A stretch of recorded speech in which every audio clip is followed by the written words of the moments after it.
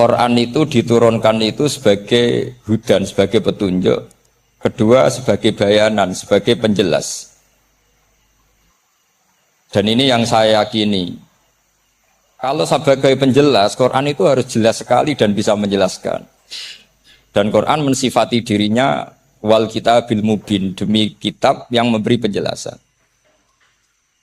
Sehingga dari sudut ini orang kafir pun mungkin memahami Quran. Dan menurut saya orang kafir pun bisa paham Quran. Kalau Ahok itu melintir Quran, tidak memahami Quran, paham? Senok harganya itu melintir Quran tapi tidak memahami Quran.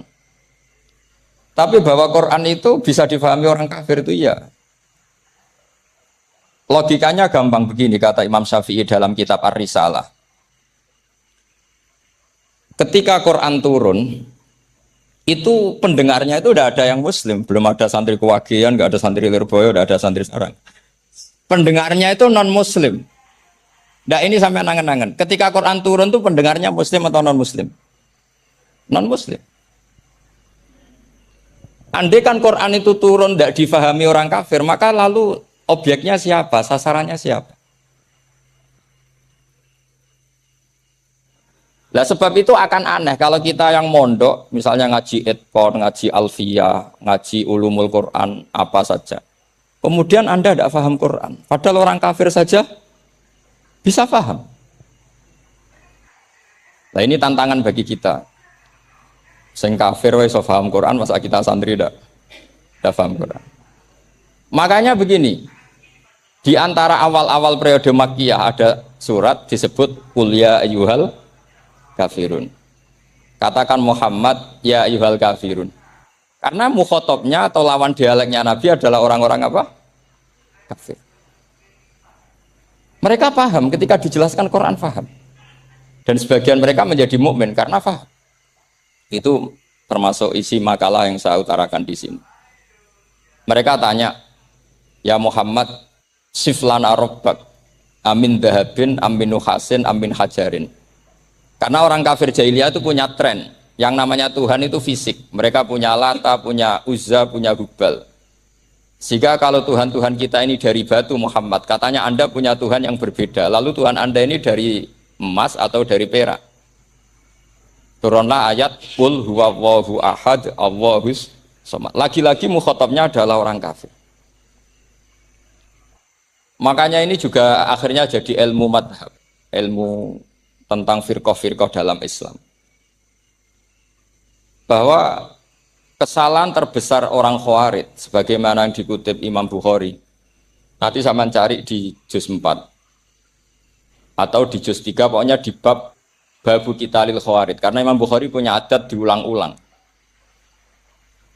Kata Ibnu Umar yang dikutip Imam Bukhari, innahum intolaku ila ayatin nazarat fil kufar faja'aluha alal mu'minin. Orang-orang Khawarij atau kalau sekarang orang-orang radikalisme itu meneliti Quran, kemudian ketika ada kriteria manusia-manusia tertentu itu dianggap itu kenanya orang Islam, korbannya orang Islam.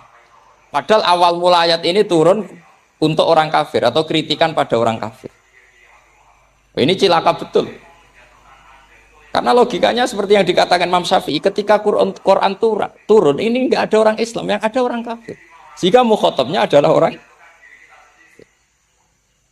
Tapi ayat-ayat ini nanti dipakai Khawarij untuk mengcounter orang Islam. Sehingga mereka mudah mengkafirkan kita karena pakai ayat yang dari awal Allah mengkafirkan orang kafir, sekarang ayat itu dipakai mengkafirkan orang Islam. Ini saking gebleknya orang apa? Khawarij. Makanya kata kitab Fathul Bari yang menyarai Bukhari itu, yang mendorong orang Khawarij seperti itu adalah jahluhum bisyariah. Memang mereka benar-benar bodoh, benar-benar goblok. Misalnya kita kiai atau kita ma'arif atau kita santri atau kita orang soleh. Kemudian kita tidak bisa melakukan apa yang kita katakan. Terus kita oke lah, kita kena kritik misalnya atak murunan nasa bil birri apa? Watan sauna anfusakum wa antum taslunal kitab.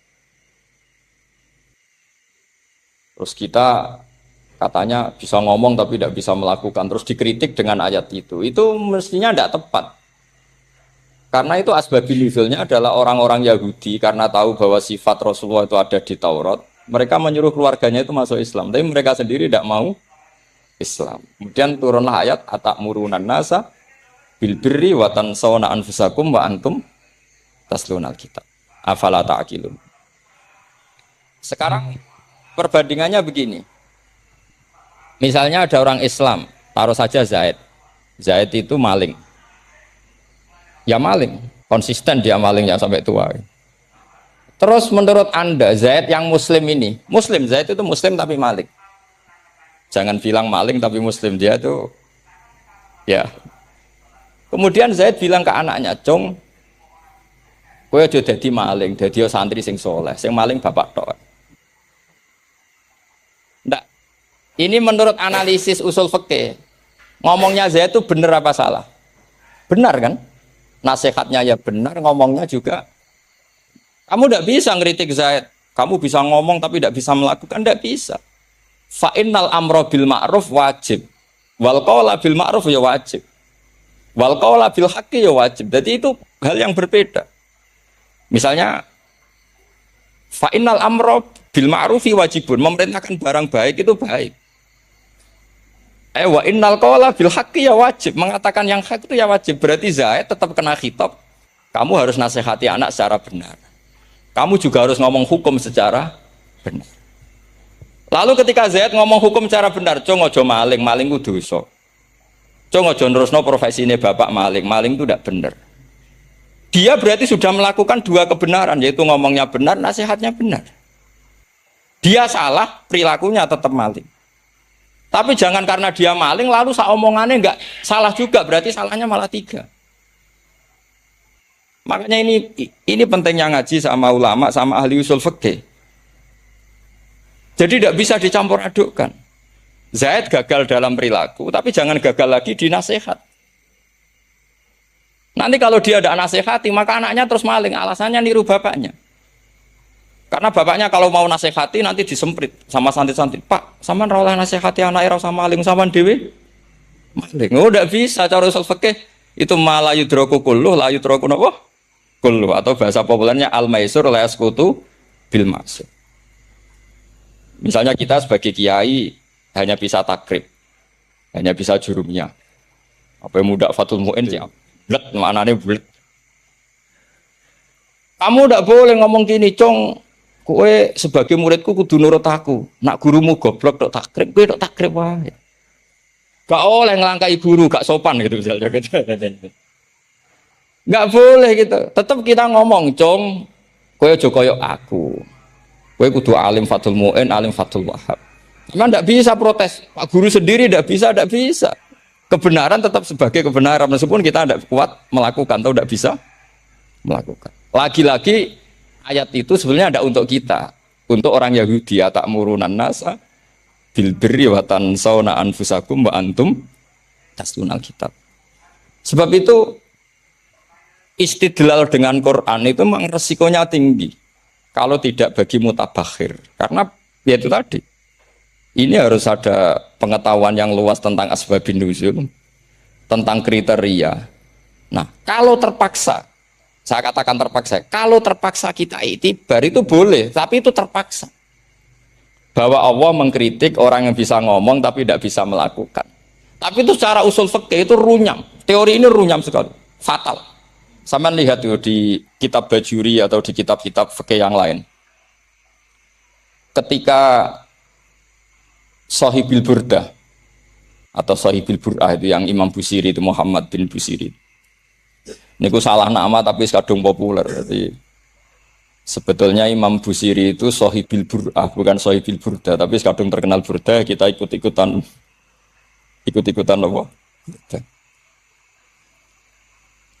Imam Busiri itu ngeluh, saya ini orang yang banyak kesalahan. Di antara salah saya adalah saya bisa ngomong tapi tidak bisa melakukan. Yaitu saya ngomong misalnya orang supaya tahajud, saya tidak tahajud. Saya ngomong orang supaya sholat sunat, saya nggak pernah sholat sunat. Itu sarahnya itu yang menyarai itu kan Imam Bajuri itu yang sarah Burdah. Itu mengkritik begini. Kalau Anda ngendikan itu fi ma'radi dzammin nafsi, yaitu dalam konteks Anda mengkritik diri sendiri, oke.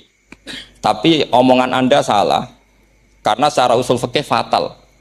Fatalnya begini. Misalnya saya nggak pernah tahajud. Ya mungkin itu nyata. Mungkin itu nyata. Apakah kemudian saya tidak boleh mengatakan at-tahajjudu sunnatun? Apa saya diwajibkan diam hanya karena saya tidak pernah tahajud terus saya seorang kiai yang haram mengatakan at-tahajjud sunnatun? Saya harus tetap mengatakan kalau tahajud itu sunnah. Saya kalau punya santri terus saya bilang, "Cung, napas nganggur yo tahajud. Tahajud itu sunat." Karena mengatakan kebaikan pasti bagian dari kebaikan itu sendiri. Makanya kata Imam Bajuri, "Faqih fayakunul amru bil ma'rufi mazmuman." Bagaimana mungkin sesuatu yang jelas baik karena memerintahkan kebaikan mazmuman menjadi sesuatu yang tercela hanya karena yang mengatakan tidak melakukan. Innal fi'la ya amrun wal hukmu ya amrun akhar. Itu beda.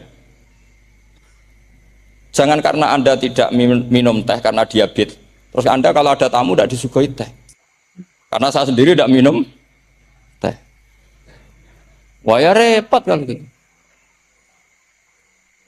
Itu lagi-lagi tadi orang Khawarij salah ketika mengartikan ayat yang harusnya objek kritiknya itu orang kafir, kemudian karena Quran lama sekali dibaca orang Islam sampai orang itu lupa kalau Quran awalnya turun diantaranya adalah membenahi akidahnya orang kafir sehingga korbannya orang Islam. Itu mirip seperti cerita kita ya, santri-santri itu kalau punya musuh itu baca Hizib Nasr. Dulu pengarang Hizib Nasr itu musuhnya orang fasik sehingga dihizib. Santri ora duwe musuh wong fasik, duwene kancane dhewe. Akhirnya kancane yang kena hizib. Nah ini penting saya aturkan ya, sama seperti itu. Lama sekali Quran itu hanya dibaca orang Islam dan komunitasnya Muslim. Seakan-akan semua kritikan Quran itu pada orang apa? Islam. Padahal jelas Quran ada kul ya ayyuhal kafir. Jelas mukhatabnya orang kafir. Sabda kata lakum dinukum waliyadin. Nah ini penting kalau aturakan. Makanya kalau melihat itu, Quran jelas bisa difahami orang kafir. Bahkan banyak orang kafir yang menjadi Muslim karena faham maknanya apa? Faham maknanya Quran. Itu jelas sekali. Itu masyhur sekali dialeknya Nabi dengan Walid bin Mughirah, dengan Utbah, dengan banyak sekali termasuk dengan Abu Jahal, dengan Abu Lahab. Bahkan orang-orang kafir Quraisy itu menyewa namanya Musailamah Al-Kadzab. Kalau di sini umumnya baca Musailamah apa Musailimah? Trennya di sini. Pakai fathah ya. Itu entah ya, nggak tahu saya yang masalah yang mana itu kan, karena memang kalau dalam ilmu riwayat itu sekali salah baca itu kasus betul kayak Sa'id bin Musayyab atau Sa'id bin Musayyib itu ketika beliau sugeng itu kalau dipanggil Sa'id bin Musayyab itu marah besar karena maknanya Sa'id al-Musayyab itu yang ditawan, makanya beliau bilang sayyabatni Irak wa anal Musayyib. Orang Irak mengatakan saya ini ditawan, sebenarnya saya yang menawan mereka. Tapi al-masyhur itu dibaca Sa'id bin Musayyab. Padahal dia tidak mau dipanggil Sa'id bin Musayyab, Sa'id bin Musayyab. Karena nama ini penting. Pentingnya begini. Ini kata Rasulullah kalau sedang guyon, kata Nabi, "Mbok kamu itu sekali-kali mikir, kenapa saya ini diberi nama Allah Muhammad?" Ini hadis sahih di Bukhari ada di Kitabul Adab. Tak ini. Kenapa ya Rasulullah? Allah itu senang bingung wong kafir kata Rasulullah. Karena Abu Jahal kalau manggil saya jadi bingung. Itu kalau orang Arab kan pasti tahu maknanya. Muhammad maknanya orang yang terpuji. Sehingga kalau Abu Lahab ngomong itu jadi paradok. Hei orang yang terpuji, kamu bohong. Kan jadi aneh. Ya Muhammad kadzabta. Hei Muhammad kamu bohong. Kalau diterjemahkan hei orang terpuji, kamu bohong. Itu akhirnya sahabat tertawa-tawa. Karena cek pinter deh pangeran milih nama kamu ya Rasulullah. Karena ini bingungkan musuh ini. Makanya kalau kamu udah anak kiai, itu anak kamu panggil namakan saja Agus. Pasti satu pondok manggil Gus semua. itu aman itu. Oh itu mbok yang nggak seneng tetap panggil Gus. Karena kalau untuk Gus putra kiai kan butuh di bapak kiai, kan bapak ayus kadung ra kiai itu kan, itu ada triknya, yaitu anaknya dinamain. Nah, itu Rasulullah itu sudah dipilih sedemikian rupa oleh Allah, perilakunya benar, ahwalnya benar, sak namanya juga benar. Sehingga ketika Abu Jahal, Abu Lahab tahu bahwa nama Muhammad ini problem, karena ini madah. Madah itu memuji. Sehingga mereka kalau mencari Muhammad itu bilang, Ainal madmum, mana orang yang tercela. Terus orang-orang Quraisy tidak paham, kamu nyari siapa? Akhirnya mereka bilang, Ana atlubu Muhammad, dan saya cari Muhammad. Akhirnya bilang Muhammad lagi. Nah, itu. Nah, Quran juga main di ranah nama. Sehingga Abu Jahal itu namanya kan Abul Hakam. Orang Islam dari awal memanggil Abu Jahal. Karena kalau sampai kita manggil Abul Hakam, kita akan mengalami paradok, ya Abul Hakam, hei bapak dari semua kebijakan, kamu begini kan kacau. Makanya itu dari sini orang nggak boleh salah apa?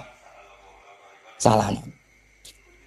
Ini penting kalau aturakan karena kadang menganalisis Quran itu satu bilisanin Arabi mubin, kata Imam Syafi'i, wa innahu latanzilu rabbil alamin nazala bihir rohul amin ala qalbika litakuna minal mundzirin bilisanin Arabi mubin. Di antara, kata Imam Syafi'i ini, di antara aturan pokok memahami Quran adalah dia malian bil arabiyah, dia sangat-sangat menguasai bahasa Arab. Itu masyhur dalam dialek Imam Syafi'i. Saman kalau ngaji takrib atau Fathul Mu'in, syarat sahnya tayamum lil musafir itu apa? Tolabul ma', mencari apa? Sampai kalau di takrib dicontohkan, kalau di tempat atas nyari ke bawah, kalau ke bawah nyari. Imam Syafi'i ditanya, kaifa taqulu bi syartit tolab? Bagaimana Anda berpendapat bahwa tolabul ma' itu wajib menjadi sahnya tayamum? Imam Syafi'i faqara'a falam tajidu ma'an. Kamu pergi, kemudian falam tajidu ma'an, kamu tidak menemukan air. Terus Imam Syafi'i mengatakan la yuqalu liman lam yatlub lam yajid wa innama yuqalu lam ya'rif. Orang yang nggak pernah mencari itu tidak bisa dikatakan lam yajid, tidak menemukan. Kalau belum mencari namanya tidak tahu. Padahal Quran bilang kamu pergi kemudian kamu tidak menemukan air. Tidak menemukan itu berarti harus mencari dulu baru dikatakan lam yajid, tidak menemukan. Kalau tidak pernah mencari namanya tidak. Hanya gitu tok itu jadi ilmu bahwa tolak wajib karena Allah mengatakan falam tajidu ma la yuqalu liman lam yatlub lam yajid wa innama yuqalu lam ya'rif. Orang dikatakan tidak menemukan berarti setelah mencari kemudian kesimpulannya tidak menemukan. Kalau belum mencari namanya apa? Tidak tahu. Nah, dari sini Imam Syafi'i istidlal wajib tolabul. Ini namanya malian bil arabiyah. Dia menguasai bahasa Arab. Begitu juga ulama-ulama sufi. Itu ada cerita Aba Yazid Al-Bustami itu ada muridnya baca ayat wasiqal ladzina taqaw rabbahum ilal jannati zumar. Orang-orang takwa itu digiring menuju surga. Itu dia nangis.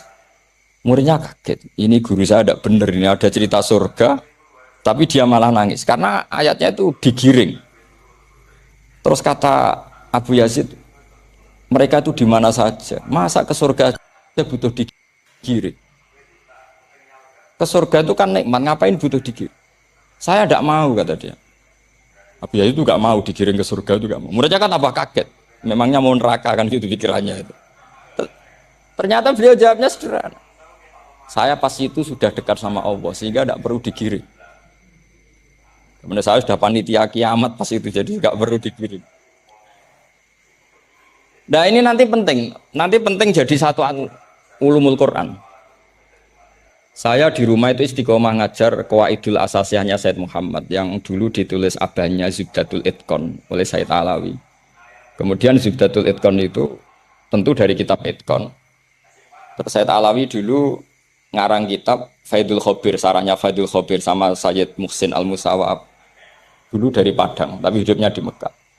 Saya dulu talaki sama Mbah Mun. Itu ternyata ada ayatnya. Innal muttaqina fi jannati wa nahar fi maq'adi sidqin 'inda malikim muqtadir. Sekarang sampean saya tanya. Menurut Anda semua orang kena hisab enggak? Enggak, sama jawab saja. Menurut Anda ketika di mahsyar semua orang kena hisab apa enggak? Pasti kita menjawab iya. Tapi kata Said Muhammad itu keliru. Enggak kebayang orang seperti Nabi kena hisab. Pasti yang kena hisab itu orang-orang yang enggak jelas. Nah, misalnya Nabi jelas baiknya, harusnya ya langsung enggak kena hisab. Karena enggak mungkin seorang saksi kok diaudit, enggak mungkin. Lo saksi itu di pengadilan kan nggak tersangka, nggak terdakwa. Dia tidak boleh diintervensi oleh hakim. Nah, Rasulullah ketika kiamat, ketika fil mahsyar, fi faslil qada itu jelas. Fa kaifa idza ji'na min kulli ummatin bisyahidi wa ji'na bika ala haula'i syahida. Rasulullah sudah dekat Allah pas mahsyar itu ada Allah, ada Rasulullah, ada Jibril. Kemudian Nabi itu mengidentifikasi. Ditanya sama Allah, bener mat ini umatmu? Ya, niki umatmu ya. Kalau yang nggak jelas ya Nabi lama jawabnya. Makanya kamu jangan jadi orang nggak jelas. Kalau itu nggak jelas itu Nabi lama sekali jawab. Nah, artinya begini, yang kena hisab itu meskipun kata Said Muhammad, meskipun Dhahirul Quran itu menetapkan asbata umumal hisab, tapi zahirnya Quran yang sama juga menafikan hisab. Itu karena nggak mungkin, nggak kebayang kita malaikat berani menghisab afdalul khalqi. Sama bisa bayangkan malaikat mengaudit Rasulullah Shallallahu Alaihi Wasallam. Ahabbal khalqi ilallah. Pencil kok mencet. Wong jajar Allah kabeh dini kan audit sudah indah. Fa kaifa idza ji'na min kulli ummatin bisyahidi wa ji'na bika ala haula'i syahid. Lalu mungkar nakir juga sama. Sampai bisa bayangkan mungkar nakir tanya Nabi Muhammad. Tesnya susah. Karena kalau Rasulullah terus ditanya, waman Nabi juga. Wah itu kan bisa kiamat itu.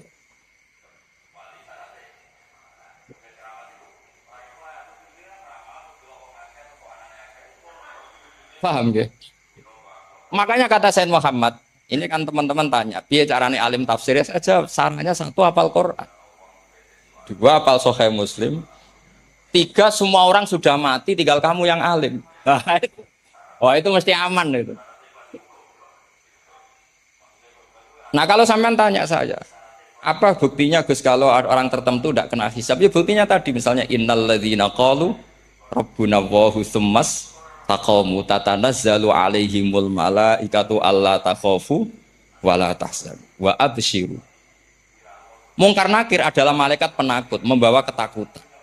Sementara para wali ini jelas malaikat kena konstitusi. Malaikat harus mengatakan ke para wali Allah takhafu wala tahzanu. Padahal Nabi tentu sayyidul au. Para wali saja malaikat kena aturan kamu harus bilang Allah takhafu wala tahzanu wa absyiru. Para wali kamu jangan susah, jangan gentar, kamu harus gembira. Kamu bisa bayangkan misalnya mungkar nakir bawa godok atau orang kalau dipukul ajul walang-walang. Kemudian kamu bayangkan Syekh Abdul Qadir ngalami itu, Abdul Hasan Asyadali ngalami itu, Abu Yazid Al-Bustami. Kalau itu ngalami gitu semua ngapain kita jadi? Kan sama nasibnya dengan kita.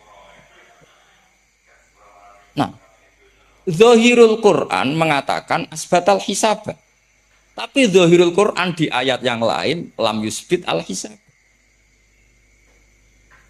Makanya tadi umumul Quran juga ditaksis dengan muqayyid.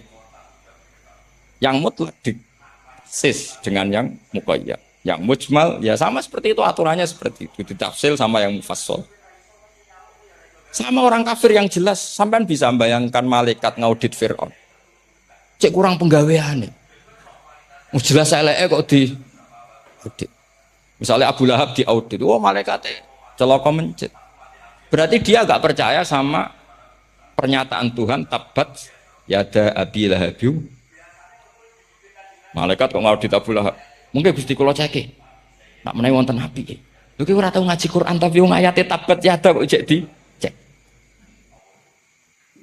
Nah, yang seperti ini masuknya kategori ulaikal ladzina satruse mereka yang kafir bi ayati rabbihim wa liqaihi fahabitos maluhum fala nuqimu lahum yaumal qiyamati Was. Jadi ada orang-orang kafir yang jelas kena aturan fala nuqimu lahum yaumal qiyamati.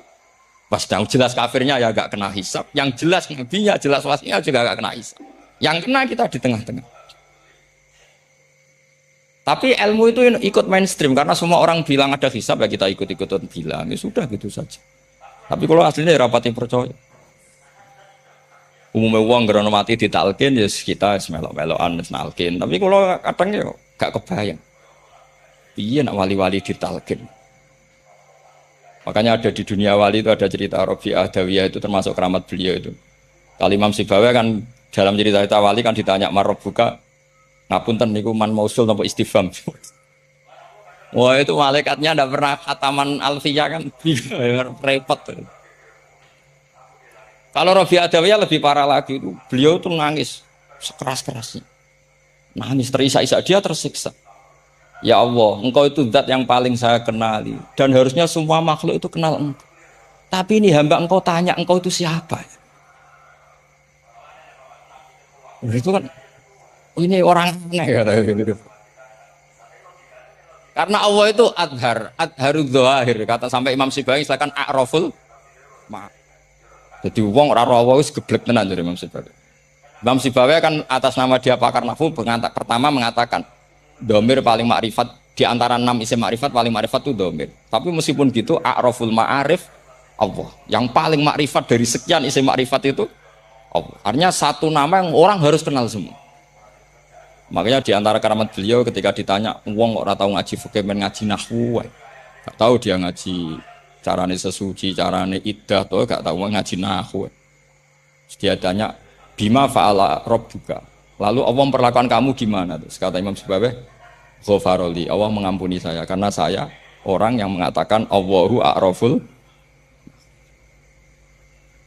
Ini penting kalau aturakan. Jadi makanya kalau sampean tanya caranya ilmu alim gimana? Ya satu tadi, kalau sampean masih banyak orang hidup, syaratnya kamu harus hafal Quran, hafal hadis, hafal sekian ribu hadis, hafal sekian ulumul Quran. Itu kalau masih banyak orang hidup. Kalau sudah kamu sendiri hidup, ya sudah. Pokoknya iso kulhu ya salim sendiri kan nggak ada saingannya. Kata Said Muhammad, beliau mengatakan, kita meyakini umumal hisab ya berdasar dzahiril Quran, kita menafikan umumal hisab bahwa hisab hanya yahtassul liqaumin duna qaumin juga berdasar dzahiril. Kita percaya semua mayat ditanya mungkar nangkir ya berdasar dzahiril ahadis. Kita tidak mengumumkan teks ini juga berdasar dzahiril ahadis. Karena malaikat mungkar nakir juga malaikat. Berarti dia kena aturan kalau ketemu para wali Allah takhafu wala. Paham sih kalau maksud. Ini penting kalau aturakan. Jadi makanya aspek sampean bisa memulai kalau ingin jadi orang alim tafsir bisa mulai dari yang mudah saja, yang fikih saja. Makanya kata Imam Ghazali, kenapa Mu'tazilah jadi segoblok itu? Karena dia tertipu oleh umumatul Quran, oleh teks-teks umum. Dia tidak tahu mukhasisnya. Padahal setiap ayat umum itu pasti ada mukhasis. Misalnya begini ya, kalau kamu maknanya fikih saja, contoh yang paling mudah familiar itu fikih ya. Misalnya kita ngaji Quran, talaqatu yatarabbasna bi anfusihinna salasata quru. Kalau orang dicerai, itu iddahnya itu 3 kali masa nopo suci. Apakah aturan iddah seperti ini hal hadhil iddah amatun likulli mutallaqatin am li mutallaqatin makhsusah? Apa ini semua mutallaqah iddahnya pasti salah satu quru apa orang tertentu? Ya enggak, asal dia mutallaqah pasti iddahnya salah satu quru. Anda goblok, Anda salah besar. Kalau misalnya yang dicerai adalah orang hamil, iddahnya apa?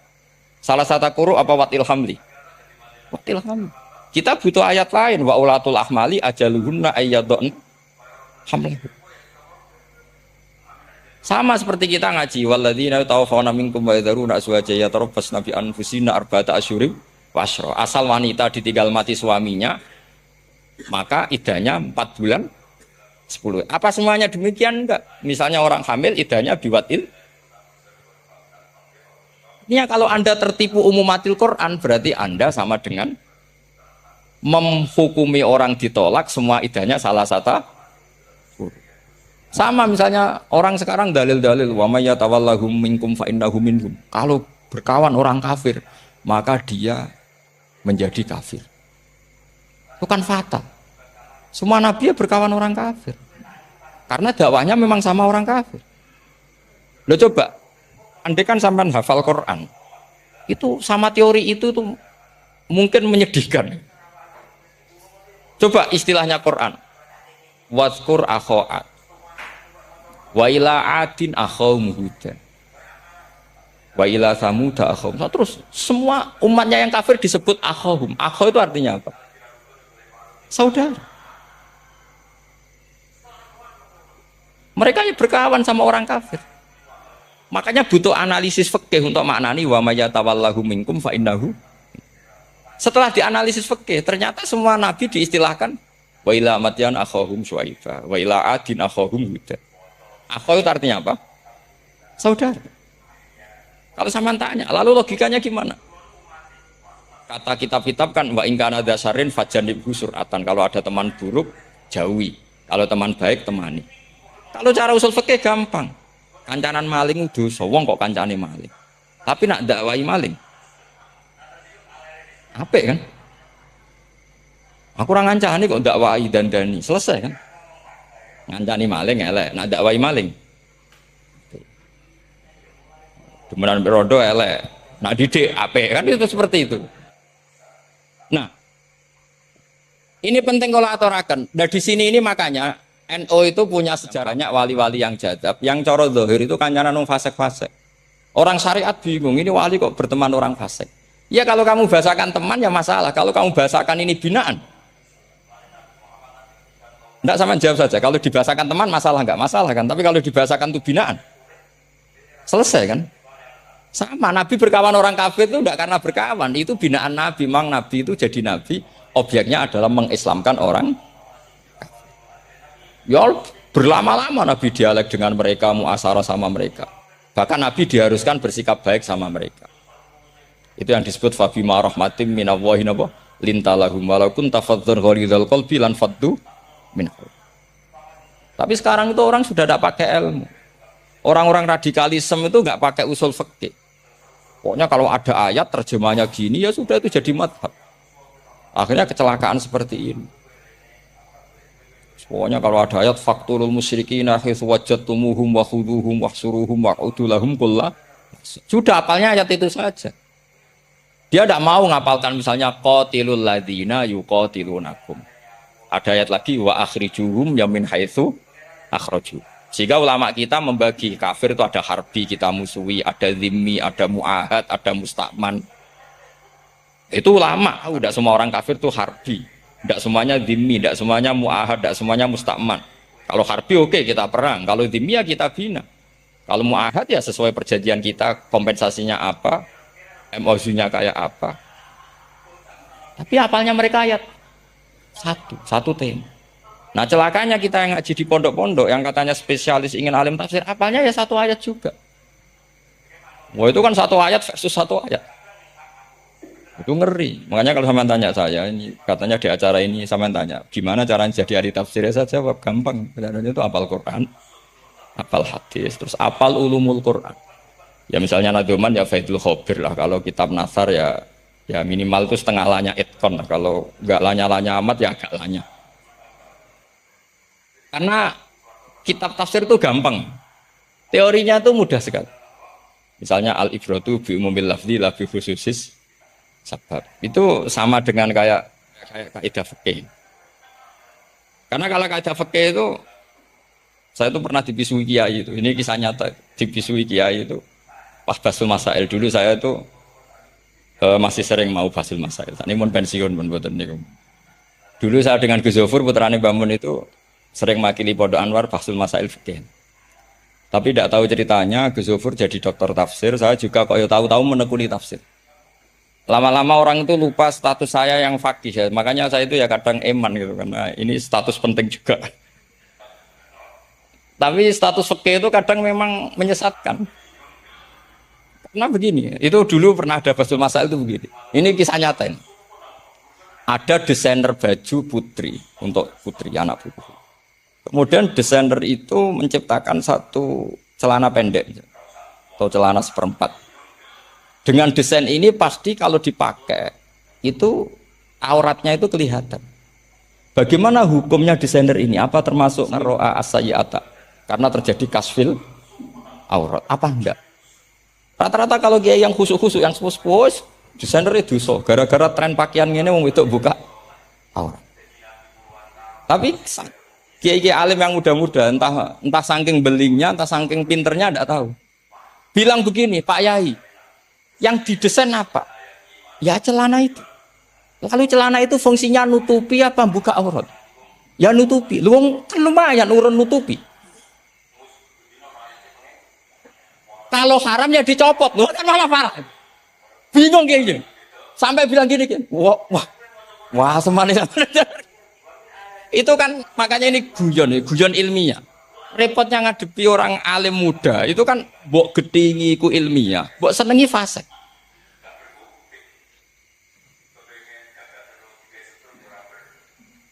Ketika kiai yang khusyuk tadi tak cana, kalau desainer katok seprapat, paham gitu? Ya coba yang celana dalam terlalu vulgar itu, paham gitu? Enggak rok saja lah, rok mini misalnya rok selutut. Saman jangan ngeres ya, yang rok selutut misalnya.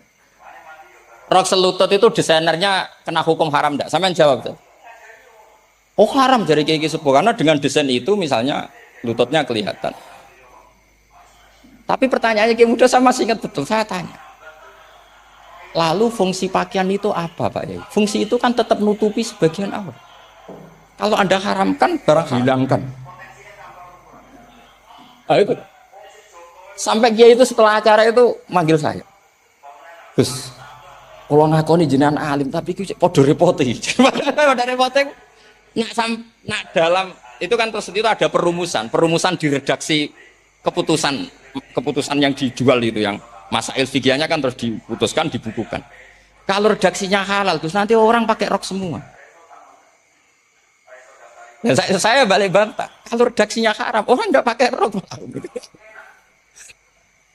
Akhirnya itu apa? Kebijakannya lucu.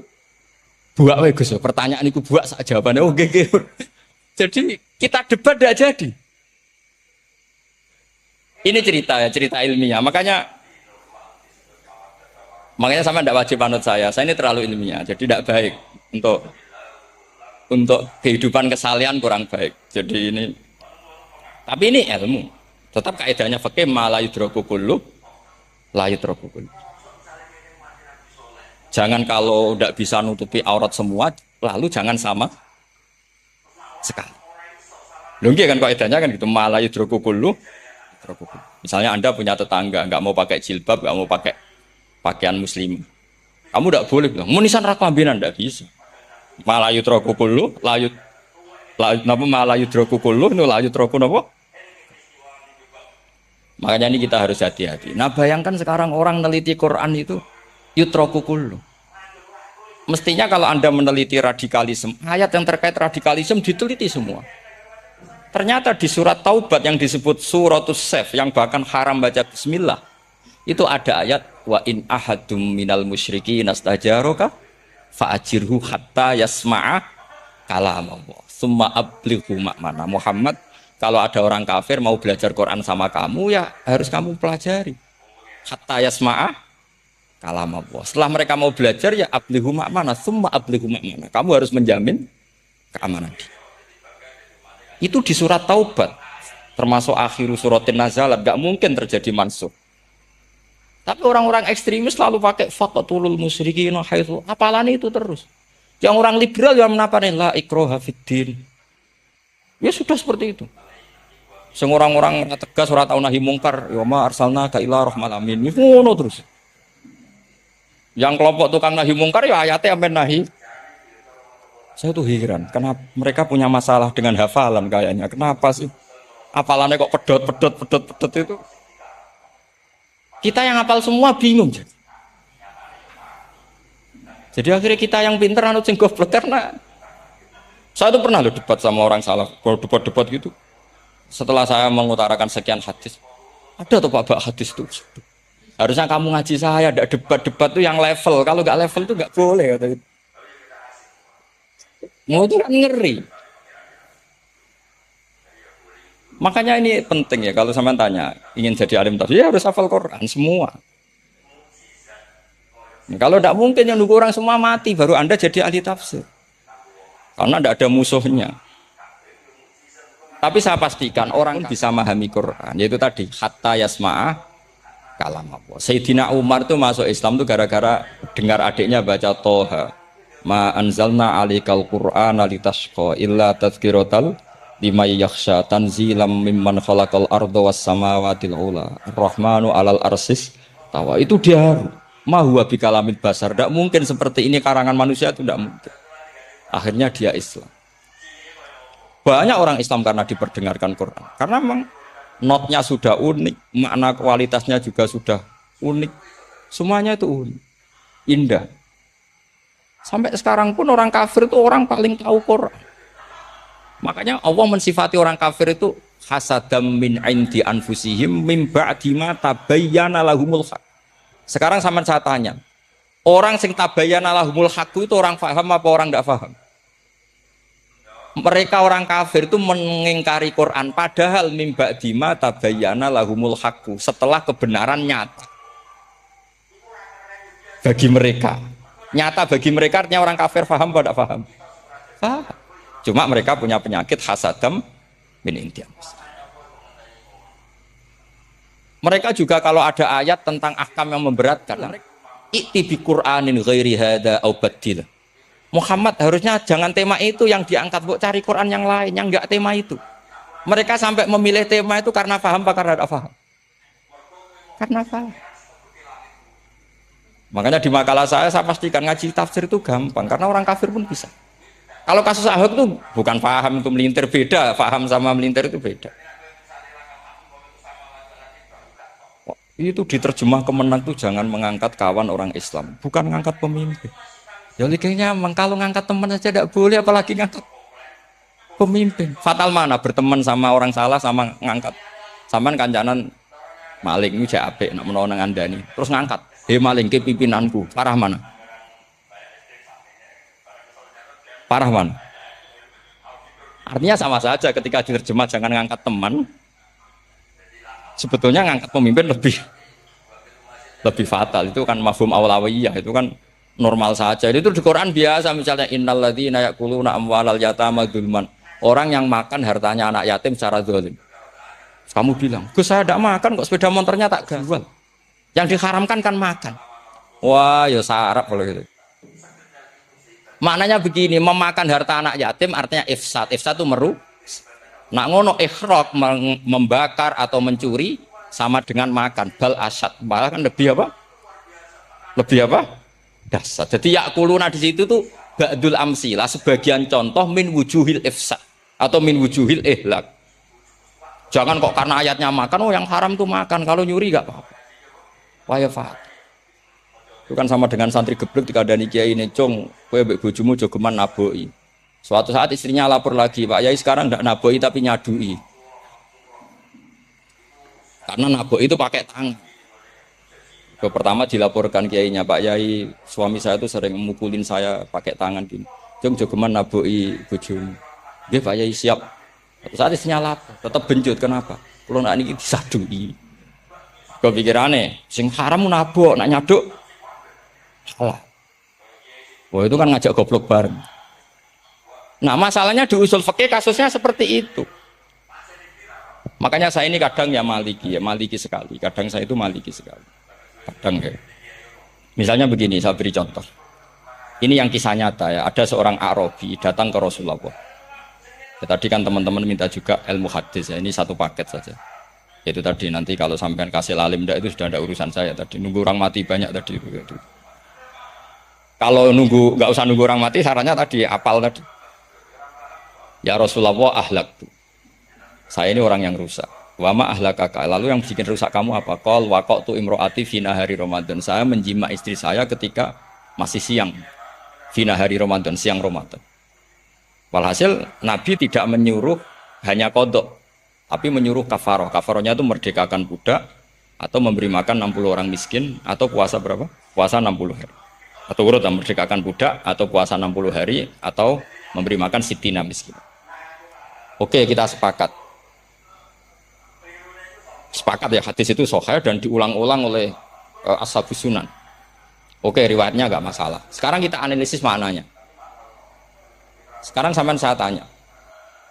Kalau Anda misalnya sekarang jam berapa ini? Misalnya sekarang jam 9 kurang seperempat Ramadan. Terus Anda rokok atau Anda ngopi, kepengen ngopi terus ngopi tanpa udhrin syar'iyin. Anda hanya wajib qadha apa bayar kafarah? Enggak, sampean jawab. Rata-rata kiai kita, oh mau wajib qadha Gus karena gak jima. Sing seru kafarah itu nak jima. Kan ngombe kopi be jima beda. Pertanyaannya tuh lucu, ini naik secara fikih masalah. Masalahnya begini. Jima bojo itu tidak zina. Jima bojo itu zina apa enggak? Enggak. Berarti dengan makan bedanya apa? Sama kan? Sama-sama amrun mubah. Sesuatu yang boleh. Kenapa hukumannya berat? Makanya kata Imam Malik, enggak itu nilainya. Nilainya adalah hadku hurmati Ramadan bi ghairi udhrin syar'iyyin. Makanya kata Imam Malik, siapapun yang makan fina hari Ramadan, apapun fina hari Ramadan bi ghairi udhrin syar'iyyin, maka hukumnya sama dengan jima fina hari Ramadan. Karena sama-sama ihlak ifsad hurmata Ramadan bi ghairi udhrin syar'iyyin. Ini ilmiah. Kamu udah harus cocok, tapi otak kamu harus percaya. Loh iya kan beda kan? Saya secara nafsu udah cocok, cek berarti. Tapi ilmiah saya setuju.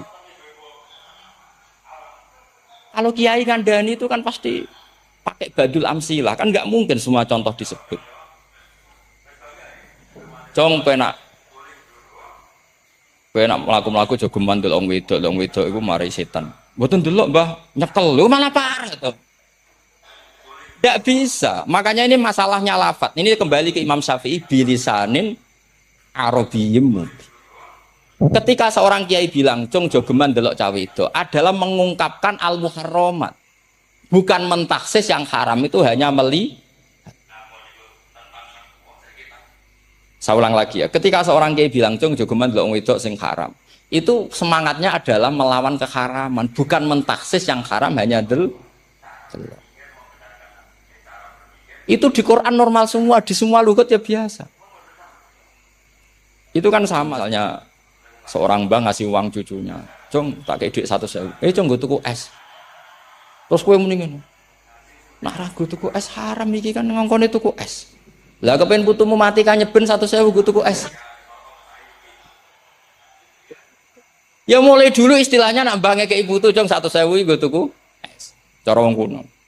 Maksudnya gue pokoknya umumnya cah cilik senane es cuma nyebut. Ya sudah seperti itu. Sama seperti Quran menghentikan begini. Ini memang salate yang fikih dulu, yang pokok-pokok. Di antara yang enggak boleh dikawin adalah wa antasma'u bainal ukhtaini illa ma qad salaf. Kamu enggak boleh menikahi Sri dan Zainab, kakak beradik. Sudah sepakat nggih? Fi nikahin wahid enggak boleh al jam'u bainal ukhtain. Jadi mbaknya kamu kawin, adiknya kamu kawin fi nikahin wahid. Tapi nak ngeduni boleh, berarti kan dengan waktu yang berbeda. Quran hanya menyebut itu.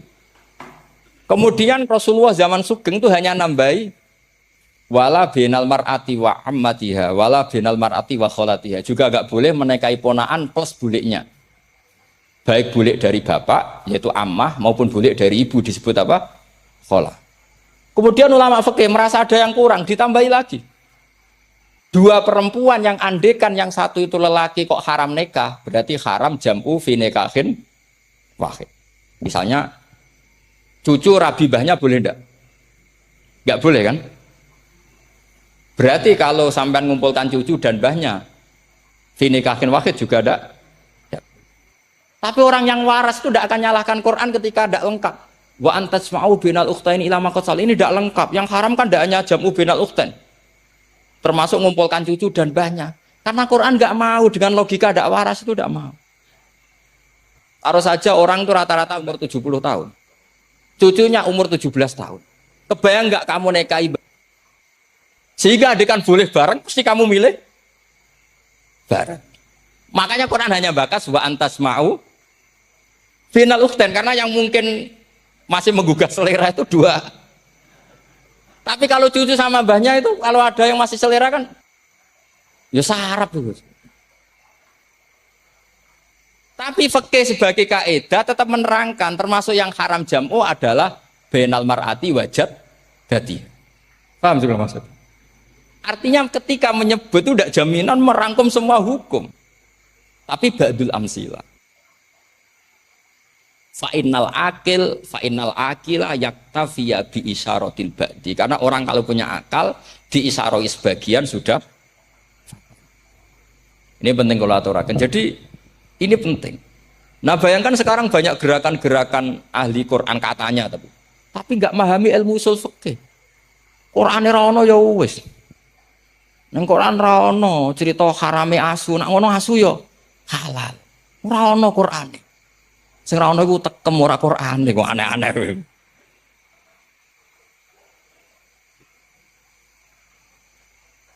Itu kan sama terus sampean misalnya tadi jam 09.00 Ramadan tambah uzurin syariyin terus mangan mie rokokan. Itu kan melecehkan Ramadan biwiri uzurin syariyin. Karena melecehkan hurmata Ramadan kena sanksi separah itu. Jangan kamu terus bilang, tapi Nabi hanya bilang masalah jima fi nahar Ramadan. Jima istri itu hukumnya itu tidak zina, hukumnya itu mubah sama dengan makan. Ini cara madzhab Maliki. Kita alhamdulillah madzhab Syafi'i. Ya, itu masalahnya. Berhubung itu menguntungkan sami'na wa ta'na. Nah, itu. Tapi saya sendiri dalam konteks ini, saya itu ya sangat-sangat Syafi'iyah, sangat-sangat Syafi'iyah. Dalam banyak hal sangat-sangat Syafi'iyah. Tapi dalam banyak hal kadang-kadang saya ya Maliki. Nah, itu kan kalau sampean tanya kenapa gitu, ya hikmahnya baca banyak saja. Karena yang Syafi'i itu ya karena bacanya hanya Syafi'i. Itu bukan fanatik, itu keterbatasan. Itu beda, ada itu namanya enggak fanatik, itu keterbatasan. Itu beda sekali. Jadi kita harus ngaji yang banyak. Saya termasuk utang ya sama Imam Syafi'i itu baca kitab Ar-Risalah. Itu kitab yang kadang satu ulama baca sampai 500 kali. Yaitu Imam Syafi'i itu dalam kitab Risalah itu begini, ini termasuk ulumil Quran yang paling penting. Muqaddimahnya begini. Wan nasu sinfani min awalil amri. Wan nasu sinfani. Ketika Rasulullah datang membawa Quran itu manusia hanya ada dua. Al kuffar sing dari jenis ahli kitab dan kuffar dari jenis yang tidak ahli. Bahkan tidak ada orang Islam zaman itu. Pertama Nabi jadi Nabi itu adakah pendengar yang Muslim? Kan tidak ada. Semuanya ahli kitab. Makanya susah kalau Quran kamu analisis korbannya orang Islam tuh kata Ibnu Umar tuh lucu. Dulu tuh mukhatabnya tuh orang kafir, jelas kuliah ayyuhal kafir. Ya ayuhan nasu ubudu rabbakum alladzi khalaqakum. Jelas orang kafir. Karena orang Islam enggak mungkin dikhatabi ubudu rabbakum. Makanya Imam Suyuti kalau nafsir itu ngeper ubudu rabbakum wahiduhu. Tapi kalau mukhatabnya orang Islam dawimu alal ibadah atau dawimu alat tauhid. Karena dia tahu kalau mukhatabnya orang kafir ubudu ya masih wahidu. Kalau sudah Islam kok dikhitabi ubudu mudawamah alal ibadah. Itu saking alimnya Imam Suyuti. Ini saya teruskan. Kalau mukhatabnya itu orang kafir ahli kitab, itu kemungkinannya ya dua. Cara mereaksi Quran. Yaitu disebut lam yakunil ladzina kafaru min ahlil kitabi wal musyrikina munfakina hatta.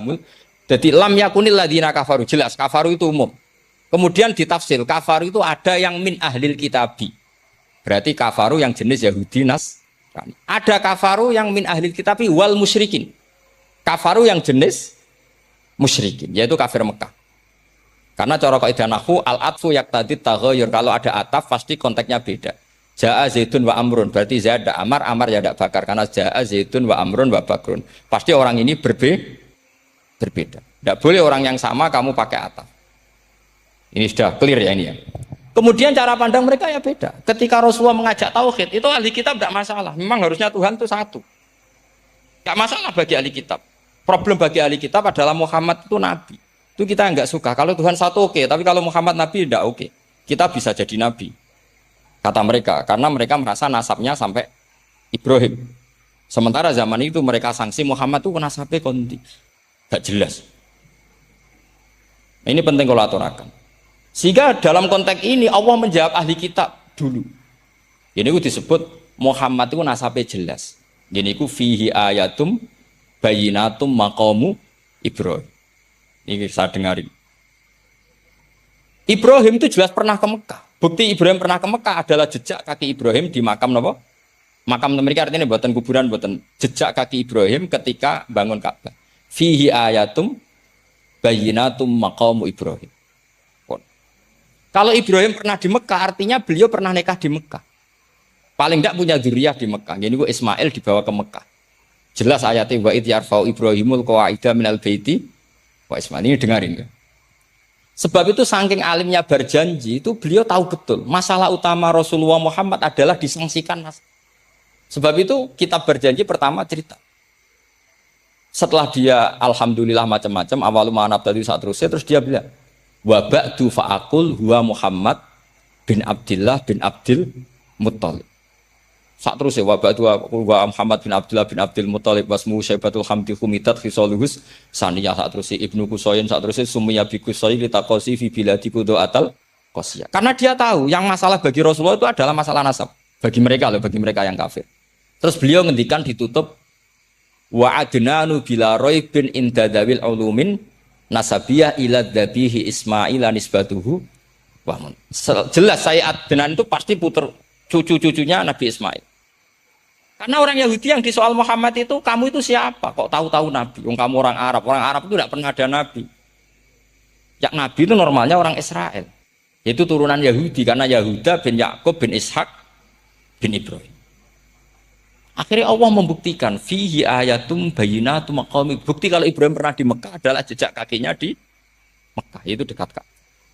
Ini jawaban Allah yang tentang ahli kitab karena sudah jelimet. Ada ilmu ansab, ada ilmu nasab, ada polemik kitab samawi. Kalau kafir Mekah ini goblok-goblok. Ketika Rasulullah pakai teori tauhid, orang kafir Mekah itu sangat gobloknya bilang gini, Muhammad, kita ini urusannya banyak, utang kita banyak, kasus saya banyak. Kok Tuhannya satu itu tidak cukup? Yaitu mereka mengatakan aja'alal alihata ilahau wahida inna hadza la syai'un ujab. Bagaimana Tuhan hanya satu? Urusan kita banyak, masalah kita banyak. Tuhan nggak boleh satu, harus banyak. Sejumlah urusan kita. Ada KB Tuhan macam-macam lah. Ada Tuhan kredit, Tuhan kas macam-macam lah kan. Sesuai sebanyak urusan kita. Mereka tanya aja'alal alihata ilahau wahida. Masa Tuhan satu? Inna hadza la syai'un ujab. Ini aneh. Tapi Rasulullah dengan sabarnya. Kalau yang seperti ini Allah menjelaskannya beda dengan yang pertama karena tadi orang kafir itu bisa min ahlil kitab, bisa wal musyrikin. Lam yakunil ladzina kafaru min ahlil kitab. Ada yang wal musyrikin. Semuanya ini tidak pernah munfakina hatta ta'tiyahumul bayyinah. Mereka tidak pernah tercerabut dari pikiran mereka, dari mainstream mereka sampai ada bayyinah. Bayyinah itu kejelasan kebenaran atau benar yang begitu jelas. Itu siapa? Rasulun minallah yatslu suhufam mutahhar. Akhirnya Nabi sabar. Saking sabarnya Nabi itu ngomong gini, ya di khalayak umum, mukhatamnya ya kafir semua. Hei saudara-saudara kami suku Quraisy, kita ini sebangsa. Nabi tanya, Muhammad, ajaran kami itu benar karena kami itu orang yang kita percaya. Tapi kali ini Anda aneh karena ngajak satu Tuhan. Itu tidak mungkin. Urusan kita banyak, satu Tuhan enggak mungkin. Tuhan harus banyak. Kita punya 3 aja kurang banyak kan, banyak punya Lata, Uzza, Hubal. Rasulullah dengan sabarnya ngendikan gini, hei kaumku, kalau kamu jadi pembantu, jadi buruh, senang mana punya majikan banyak sama majikan satu. Kalau majikannya banyak, itu perintahnya beda-beda. Seleranya, semua harus kamu lakoni, semua harus kamu taklui karena kamu harus nurut. Wah ya repot mat kalau di majikan banyak, ngerepoti mesti. Rasulullah tinggal nimpali, Tuhan kamu itu majikan kamu. Kalau Tuhannya banyak, perintahnya ya banyak. Seleranya beda-beda. Kamu bingung enggak? Wah ya bingung. Ya sudahlah, satu aja. Akhirnya mereka masuk Islam.